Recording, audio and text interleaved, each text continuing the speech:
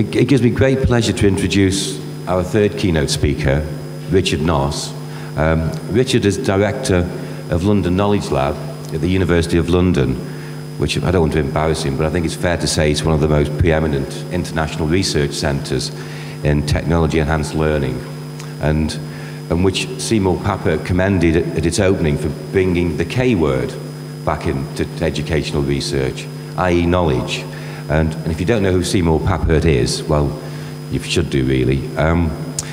Whilst we're on the subject of Papert, how many people know of the Logo programming language and the book Mindstorms?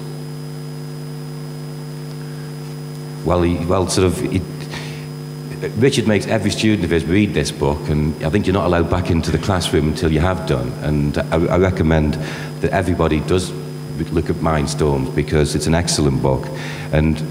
And sort of Richard, and sort of, was, along with Celia Hoyles, was one of the earliest, did one of the earliest and most well-known evaluations of Logo. But more recently, he's the Deputy Scientific Manager of the Kaleidoscope Network of Excellence. And also, he's currently the Director of the UK Technology Enhanced Learning Research Programme, which is a £12 million initiative funding a number of projects in the UK, and that has recently been completed. And he's going to examine our conference themes and share some key insights that arose out of this programme. So I'm really looking forward to this talk. So over to you, Richard.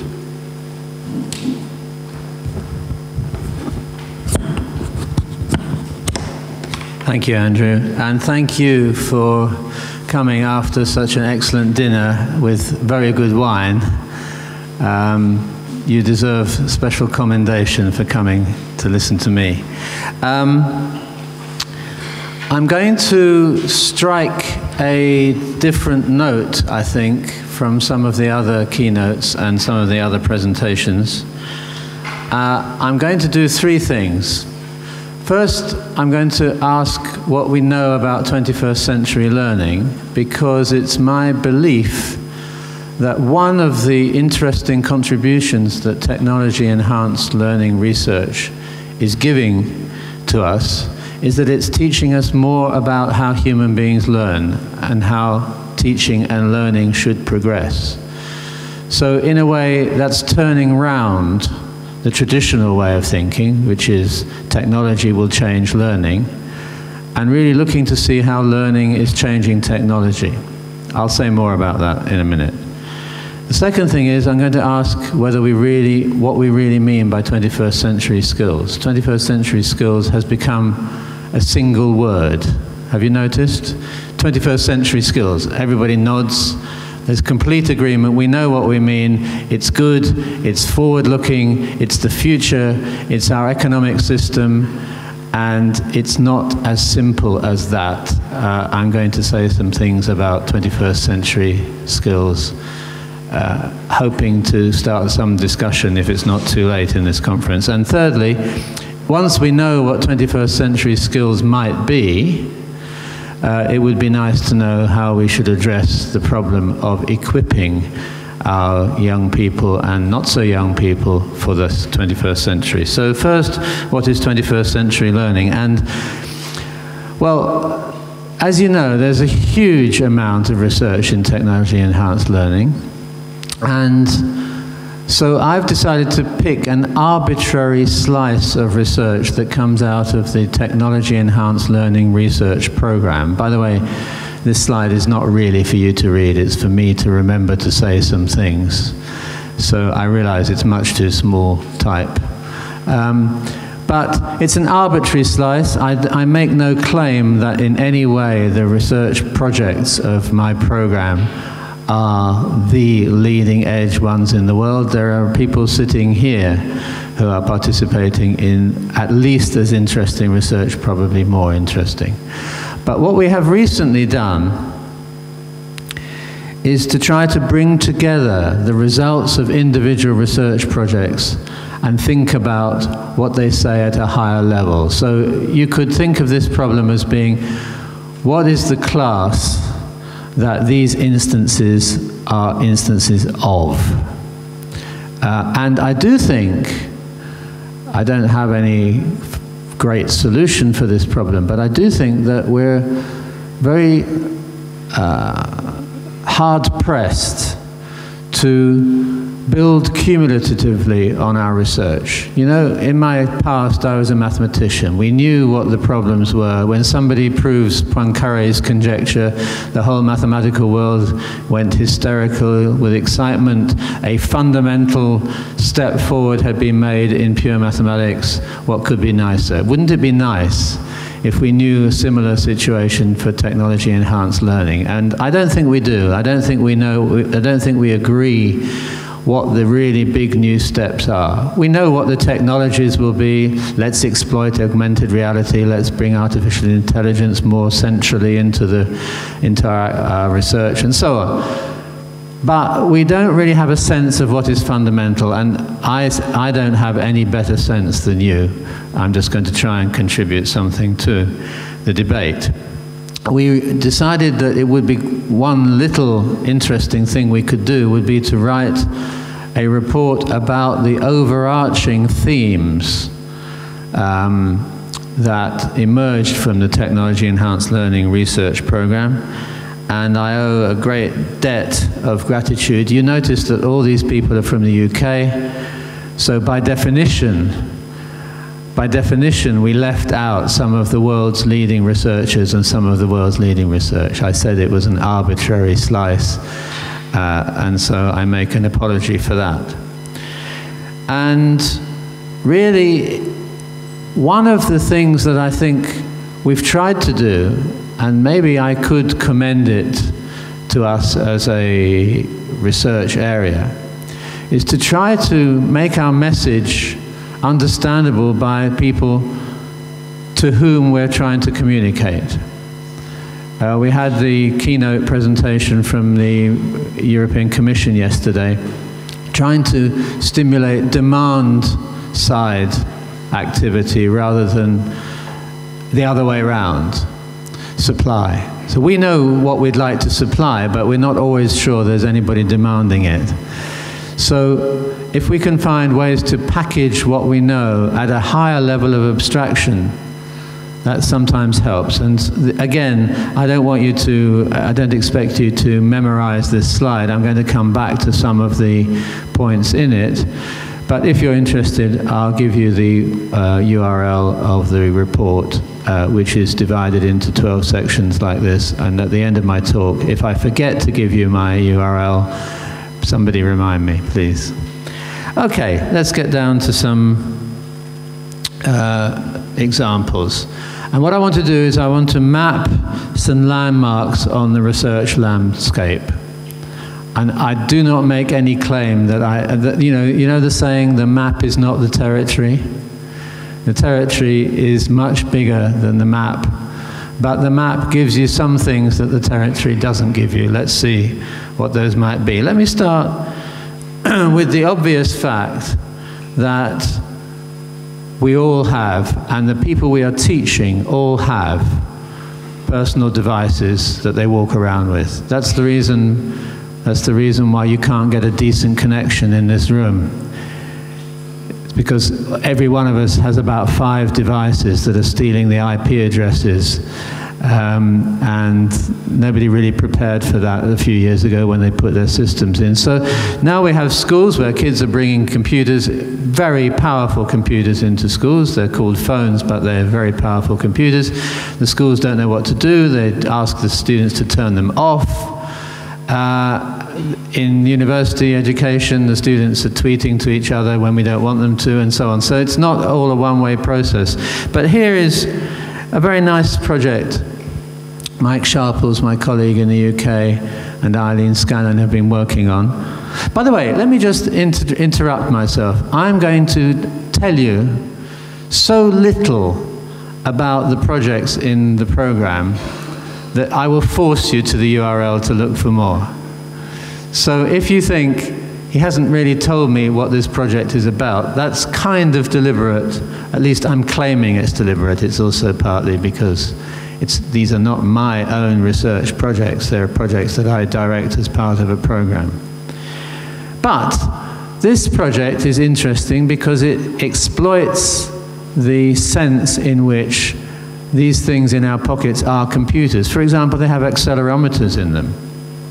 So the Personal Inquiry Project is saying to us, look, the young people have these powerful computers. Can we harness them to help them behave like scientists? And for each of these examples, I'm going to ask ourselves the question, what does it tell us about learning? What are we learning about learning? When you bring a new technology into a human activity, it takes time for that technology to mold itself to the way humans... I think actually most of the ways we use technology at the moment for learning, many of those ways are just recapitulating on a broader scale what we used to do before we had the technology. Think of Moodle, you know, Moodle's a great thing. Everybody uses a virtual learning environment. But really, we're recreating the past with modern technology. And our challenge is to find ways to do that, but at the same time to really bring the potential of that technology in new ways. So now that we have personal consumer devices that you can buy everywhere, the problem of giving people technology is beginning to disappear. But the problem of what they might do with that technology and how we might help people to link informal and formal learning, which has been a huge discussion point for the last 100 years in education. What are we learning about that we didn't learn before? And I think that's one of the interesting things that we could occupy ourselves with over the next few years. A very interesting project, and I ask you to remember that this project proposal was at least 5 or 6 years ago, when the idea of young children collaborating on huge iPads was kind of revolutionary. Now you can walk into your corner store and buy a large table. But the technology may move very fast, but the fundamental questions, I'm just going to give you time to read each of those slides. I'm not going to say much about them. The fundamental questions are really interesting. So educators have been talking about the benefits of collaborative learning for many, many decades. Now we have technologies which are changing the shape of that collaboration. We all know that, you know, Facebook isn't just like face-to-face collaboration. We all know that the way that we use text messaging to organize our social lives is not just an amplification of what we used to do, it's a different thing. And now we're learning that there are new forms of collaboration, but we don't really know whether those forms of collaboration are enhancing learning or not. Or at least, let me be more precise, we don't precisely know the conditions under which that collaborative learning enhances learning. Collaborative activity enhances learning. So I think that's a question for us. This is a very interesting, let me flick back, give you time to read that. We already heard a very interesting keynote talking about the ways in which new kinds of interaction with the technology, embodied cognition, for example, the way in which gesture generates cognition, not merely communicates pre-existing cognition. This is a project, if I tell you what it's about, you'll think, well, you know, this is a good way to spend £1.5 million. Do we really need it? Building a virtual mouth for dentists to practice drilling teeth, which is really an astonishing system, and they've done it beautifully, except for one thing. They have completely realistic sound effects, which means that I cannot bear to look at their system. I can look at it, but I have to wear ear things. You know that horrible noise that the dentist makes, and just the noise is enough to cause pain. But seriously, the question of how new learning modalities change what can be realistically taught and learned is a fantastic challenge for us. It seems to me there is no doubt that our educational systems at all levels privilege those who have a particular propensity for textual communication, textual expression. And now that we're moving to a world, have already moved to a world where gesture and eye tracking and so on is becoming more and more commonplace, one of the opportunities might just be that many people who are disadvantaged by the implicit preferences of our educational system can find some empathy that was missing before. So I think new learning modalities and studying what they give to learning is a real challenge. My colleague Diana Laurillard has been working on a very interesting project, which basically the fundamental issue is this. We all kind of accept that one of the opportunities of technology is that it allows people to explore and create and tinker and play around and explore their own thinking. If you think about what we do with our technologies, that's what we do. And it's kind of at least agreed at a lip service level, I mean a level that at least rhetorically we agree on, that this is a good way to learn. But what about teachers? What about lecturers in universities? We all know from first-hand experience the pressures on lecturers in universities, the difficulties we have in sharing our experiences. Okay, we stick our slides on Moodle, but that's not a very advanced use of technology. So what Diana is saying is, look, let's build tools for teachers which can intelligently adapt and advise teachers about their practice.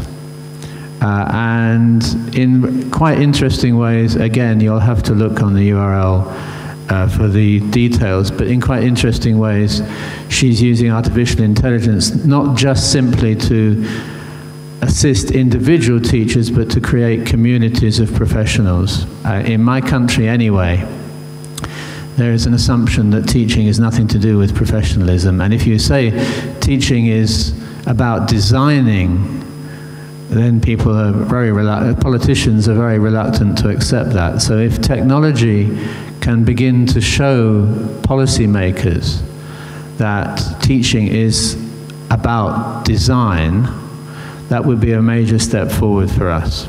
I realize that in some other countries teaching is held in a very high, much higher esteem than in my own.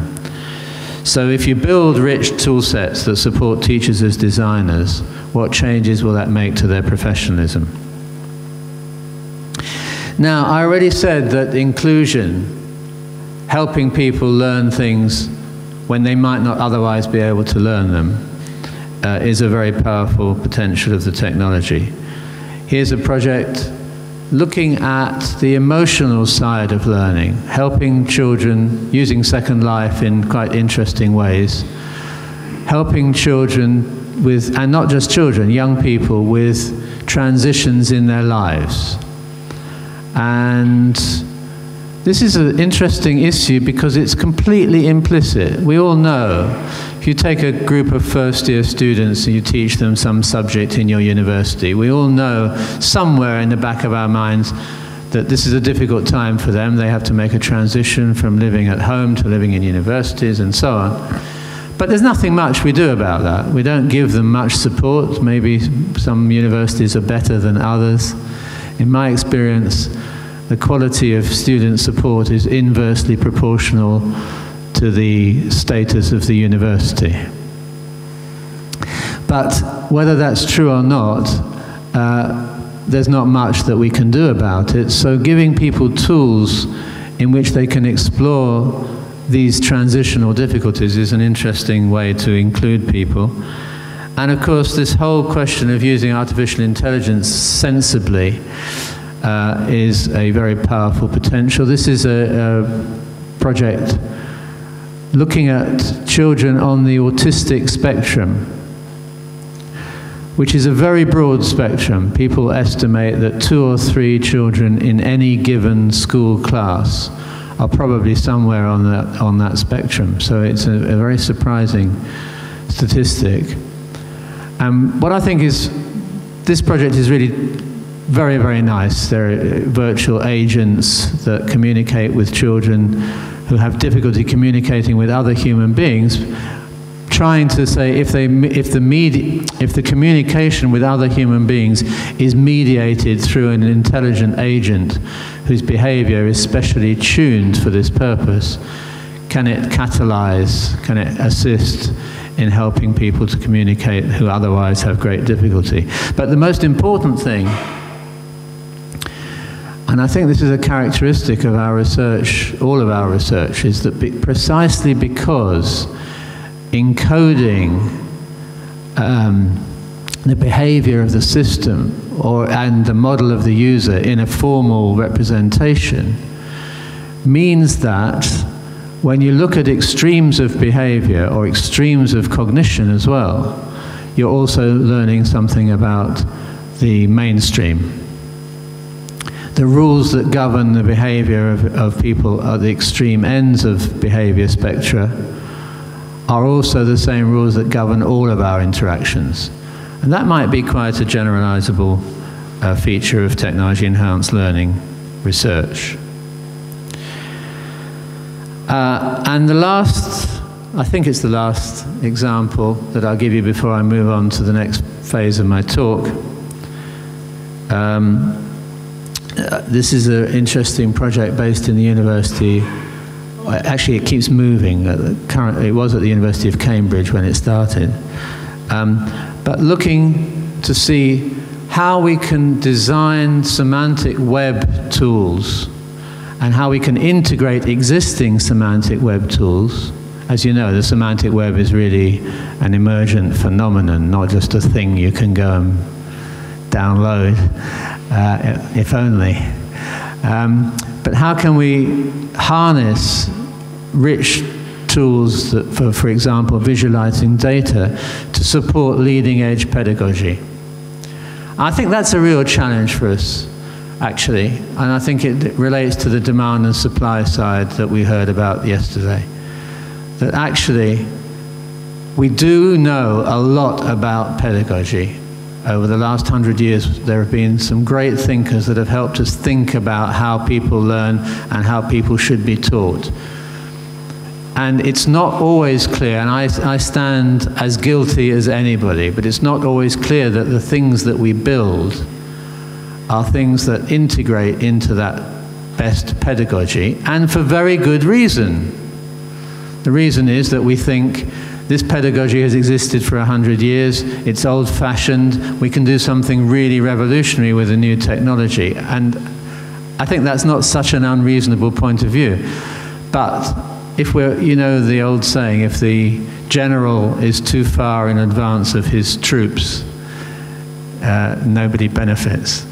So sometimes I think it's quite useful for us to look and to start our research from where the people we're building our technologies come from. And I think it's pretty clear that we are moving very fast into a completely new phase of the web, where we've gone beyond the web as a great library. We're just in the middle of a movement in which the web is a way to develop social interaction. But any second now, it's going to be very necessary for us to understand how people can build meanings with rich data using the semantic web. And I'm going to come back again and again to meaning over the next half an hour. Okay. There's at least one more project in the program, the one that I and Manolis Mavrikis, who's sitting over there, have been involved in, which I'll come back to at the end. But I want to change gear now and talk about what 21st century skills might be.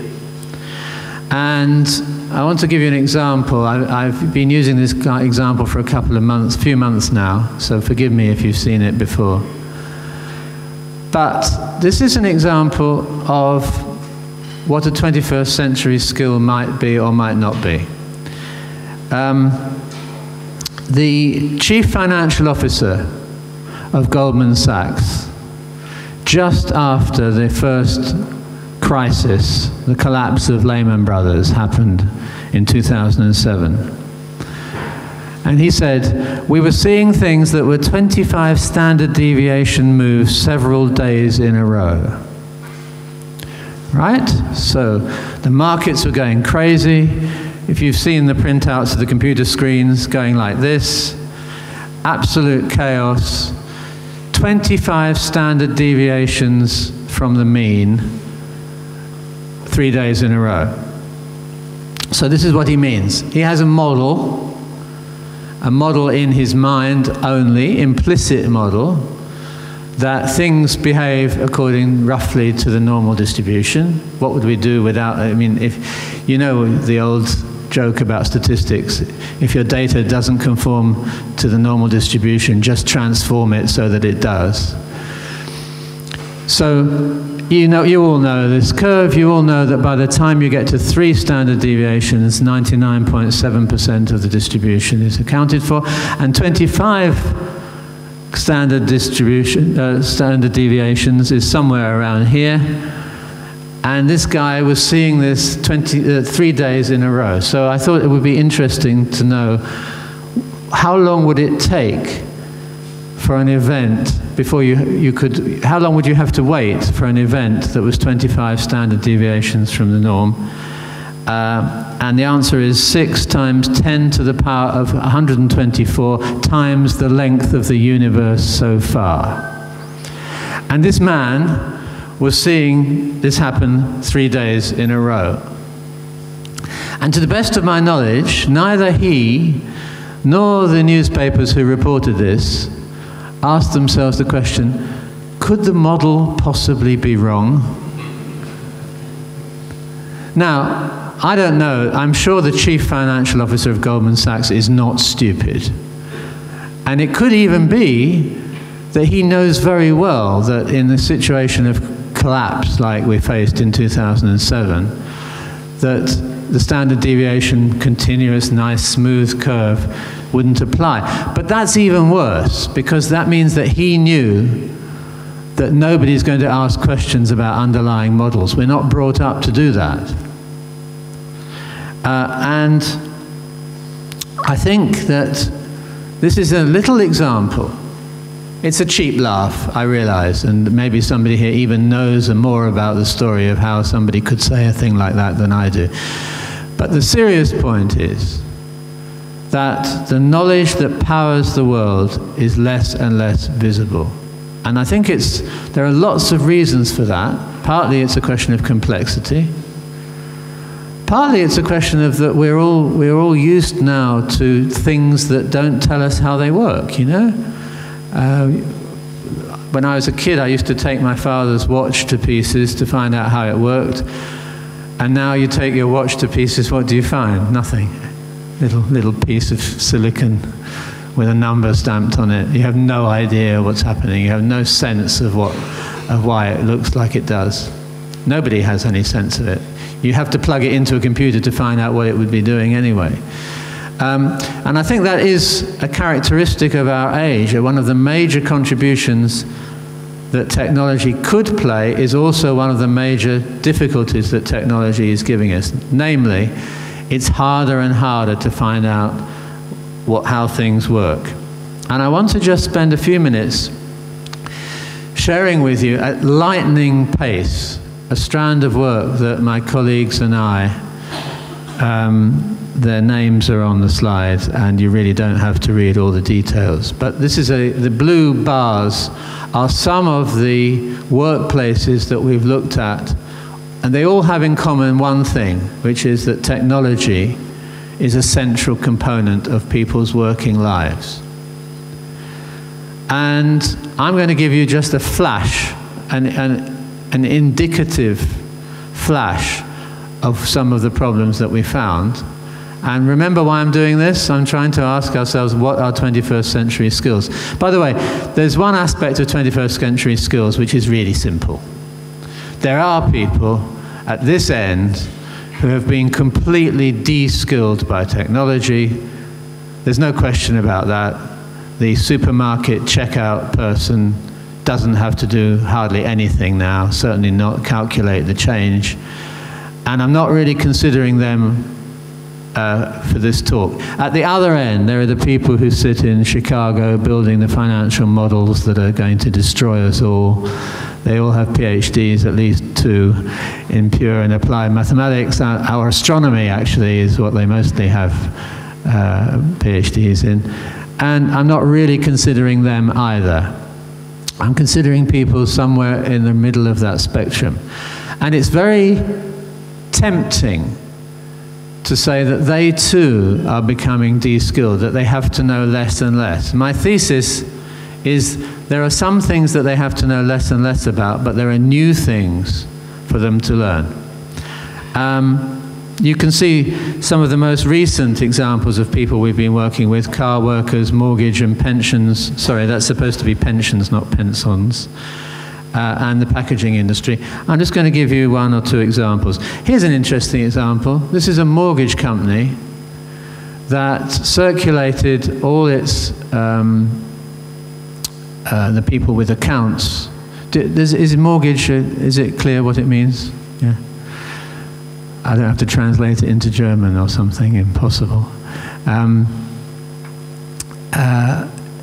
They sent this leaflet to their customers, and the red curve is what would happen to the amount of money you owe if you did nothing, and the yellow curve is what would happen if you paid off some of your mortgage. The complications of this are quite interesting, but I'm not going to give them to you. The interesting thing is this, that the curve represents something like 25%. And a normal amount of a mortgage is 3 or 4%. And what became quite evident to us is that this curve is not a generated curve by any equation or by any spreadsheet, it's an artist's impression. And we said, I have hundreds of examples of this, by the way, not mortgages, but of invisible models. And we said to the chief guy in the company, over the last 9 months when you've been sending out these things, do people come back and they change their behavior? Yes, he said. Do they pay off more readily? Yes, he said. I said, have you ever had anybody who comes to you and says, what's the percentage annual interest rate that these curves are calculated on? And he said, no, never. Why would they want to know that? Now, please, this is a late conference talk, so I'm not going to give you research results in detail, but there are tons of stuff, and a little advertisement is coming in a second. But I just must share one other example of this. We worked in an investment bank where there were senior people working with us. We were teaching these people how to program computers in Logo. Don't ask me why until the end of the talk. But we said to some of these people, here's a question for you. Now remember, these people work for a London investment bank, right? We said, you know, we'd like to ask you a question. If you have £100, or if you prefer £100 million, and you add 10%, and then you take 10% off, what do you get? And this woman, who was a senior administrator to the chief executive, she said, I know this is a trick question. She said, you don't come back to where you started. I said, really? Why is that? She said, I don't know. It's just because numbers are funny. Now, we started to call this phenomenon, which we began to see everywhere. It's a bit like, we called it pseudo-mathematics. It's a bit like imagining that the number 9 on this London bus tells you something about the bus. Actually, I was looking for another example, so I took a number 18, which is exactly twice the length of the number 9 bus, so maybe I was wrong to choose this example. But seriously, there is, it seems, a very interesting and I think quite dangerous phenomenon. I say dangerous. This is, Peter Hitchens is an extreme right-wing journalist, very famous in the UK. all existing scientific data about global warming is suppositions, allegations, and predictions. Numbers prove nothing. And I really think this is a terribly... Now, of course, numbers don't prove everything. But knowing what numbers do, and particularly what models do, and what role they play in our lives, is absolutely central to citizenship in the 21st century. It's a piece of knowledge that I think you really can't do without. And if you... supposing you don't have that piece of knowledge, how are you going to judge what this guy says? It's like people who say creationism, the world was created in 6 days. That's a perfectly, they say, that's a perfectly legitimate point of view scientifically. It's not a legitimate point of view scientifically, but if you don't have any criteria about what it means to build a model, then it's very easy to be lured into that. Here's the advertisement for the book. And I just want to define for you what techno-mathematical literacies are. Techno, because technology really is the means by which these numerical and modeling phenomena are expressed, of course. And literacy, because it is really analogous to literacy. It's not just being told, being able to listen, but to be able to not only read but write. That's the analogy. And of course, not everybody in the world needs to be a computational modeler. Not everybody needs to be a programmer. But everybody in the world needs to know what a program is. And everybody in the world needs to know what role numbers and variables play. And everybody needs to have an idea of what a computer program can and can't do, and what an algorithm is. And the list is endless, and you know the list as well as I know. So, okay, 21st century skills, there's more complexity than we thought. How do we do it? Well, as I said, there is a missing piece, and the missing piece is developing a sense of mechanism. Understanding that there are laws that govern the way things work, even there are laws the way that social phenomena work. By the way, that's another key piece of understanding about mechanism, the mechanism of emergent phenomena, how pattern emerges from chaos. Everybody needs to know that, otherwise you can't understand anything. I'm going to give you one last example about mathematics in work. Going back to going back to the previous section, but it fits better here. This is a factory which makes, you know, that very thin film that you use for packaging stuff, everything from CDs. Remember CDs? But also for packaging food. It's about 10 microns thick and so on. We went to a factory where they build this stuff. It's quite fascinating. This is the stuff coming off the production line, and it comes in rolls that are 30 kilometers long, which is quite interesting. You can compute, if it's 10 microns thick, what's the thickness of a roll? This is a readout of what the workers in that factory had to look at. And we soon realized that they had absolutely no idea. They knew, for example, that, I don't know, you take one of these numbers and if it got too high, they should turn a switch down somewhere. But they had no idea that there was a relationship between what you do over here and what the result was over there. And actually, we went to one factory. Are you going to give me bad news about how long I've got? All right. We went to one factory, which was a car factory, actually, where there was exactly this phenomenon. Lots of very impressive screens with knobs and dials and levers and switches. And there was a competition between the day shift and the night shift. And the day shift would sabotage the night shift so that they did better by switching levers and so on. In the end, the company introduced a new, even more impressive screen with lights and bells and everything. It was very, very impressive, and readouts looked like a heart machine, you know, oscilloscopes and so on. And the guys used it a lot to try to sabotage each other's work, but actually it wasn't connected to anything. And they were absolutely certain. They say, what happened to the production figures last week? Oh, they said, we switched the third lever to red, and we really got a great production line. It wasn't connected to anything.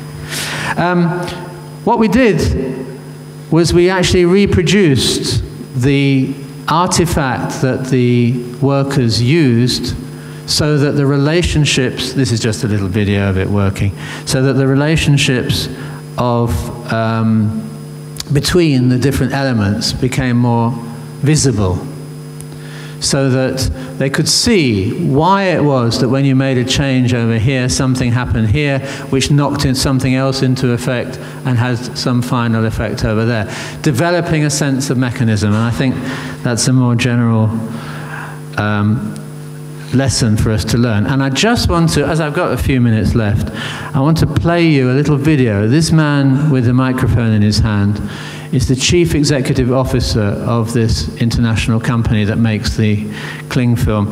Hopefully, we'll be able to hear what he said. I think the projects are absolutely excellent. The work that's gone into this has been outstanding. And I think there's one part of this that goes a bit beyond the mathematical side, which has been the focus.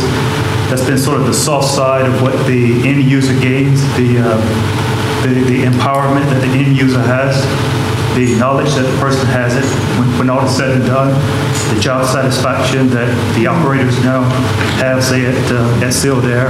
So I think that's really one of the great parts of this entire project and all the work that's gone into this. Okay, then the details don't matter. The lesson is that from the point of view of this guy is a hard-headed businessman, but he cares about the sense of empowerment that his workers have. You might say, well, that's because it's good for business, not because he's such a lovely man. I don't care. The point is that being empowered and having the knowledge to understand what you're doing, not merely responding to somebody telling you that it's good for you, I think is a very interesting lesson. And I want to go back now to the final example. This example I've left to the end because it's a good example of how we can set about making visible the invisible, but also forces our attention on what it is we're trying to teach. Because I think that what we're trying to teach these days can be more ambitious than what we used to teach. And the example I'm going to give you comes from this project, the MyGen project, which unfortunately has come to an end, but which has been incorporated now into the Metaphora project that you may have seen on display yesterday. It gives us a lesson that we can be more ambitious about what we're trying to do. And here's the example.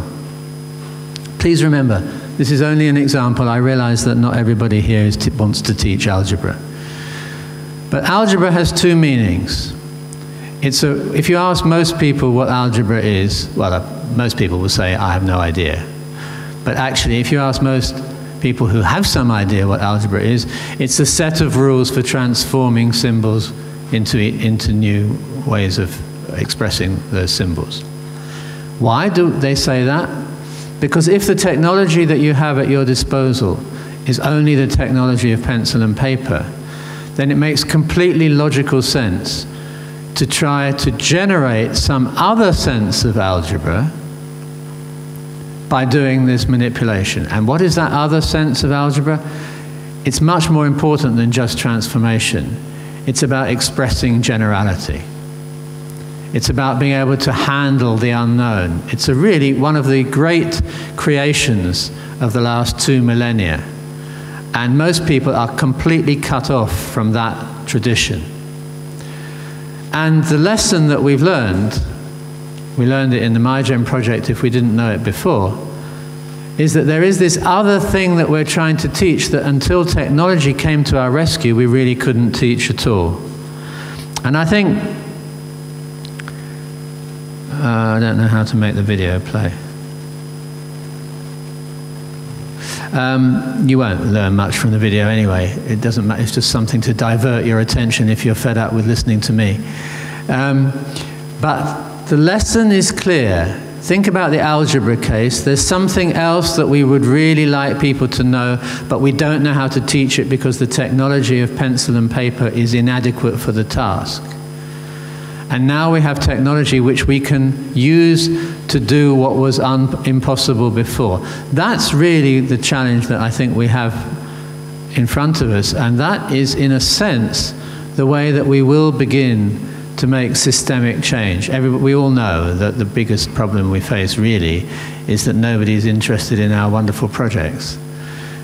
And if we begin to generate, to focus our attention on knowledge and say to the consumers of our products, but the producers of knowledge, the teachers, we can say, we actually have ways now to do what you've always been trying to do, but were unable to do. We might get somewhere. So I'm sorry, I realize I haven't really left myself enough time to tell you much about that project.